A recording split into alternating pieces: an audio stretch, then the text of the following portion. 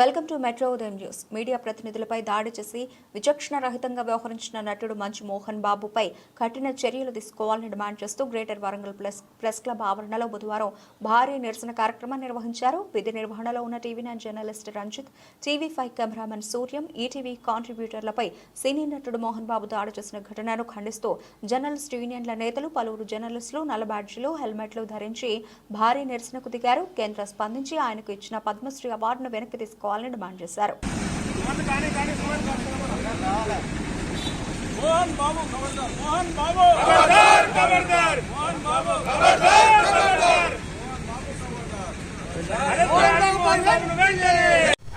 సినీ నటుడు మోహన్ బాబు మీడియా ప్రతినిధులపై చేసిన దాడిని గ్రేటర్ వరంగల్ ప్రెస్ క్లబ్ తరఫున తీవ్రంగా ఖండిస్తున్నాం. ఐజే తరఫున కూడా తీవ్రంగా ఖండిస్తున్నాం.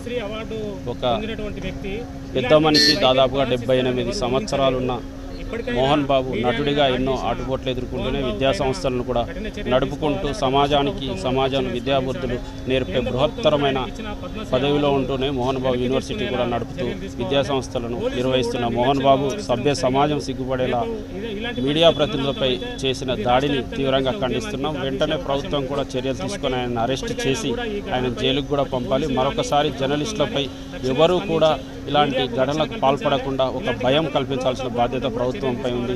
లేకుంటే మేము రాష్ట్ర వ్యాప్త ఉద్యమం చేసి ప్రభుత్వాన్ని కూడా మెడలు వంచి ఈ రకమైనటువంటి ఘటనలకు పాల్పడే వారి పైన చర్యలు తీసుకోకుంటే వెంటనే రాష్ట్ర వ్యాప్త ఉద్యమం చేపట్టి ప్రభుత్వం మెడలు వంచి మేము సాధించుకుంటామని కూడా ఈ సందర్భంగా ప్రభుత్వాన్ని హెచ్చరిస్తాం.